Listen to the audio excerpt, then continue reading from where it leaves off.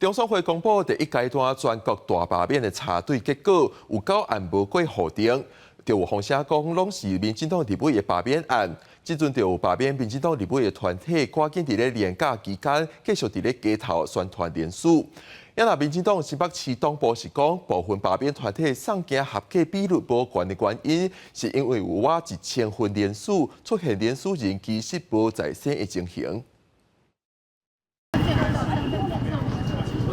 趁连续假日，罢免公司要团队定会就把排大枪连署，因为伫中选会查对全国各项第一阶段提议书了后，团队罢免民进党立委有9项无够看站爱报警。我们还没有收到正式的通知跟公告，也没有公文给我们，也没有接到电话。我们现在没有办法掌握到底我们需要补多少件，但是我们会用最高的标准去看这件事情。所以我会希望的是，我们第一阶段送的是2836，那未来呢，我们现在补件的目标，希望还可以再连署到大概2000件左右。无收到中选会公文进前，罢免团体成叮当。按国民进党新北市党部表示，部分团体送件合格率无悬，原因有出现大量妄假连署。亲像罢免苏卡辉、李坤成甲张宏烈的提议名册当中，有84、139、180个妄性人士，像这是原名立委吴立华有189个。不要再硬凹说是死人还魂出来连署，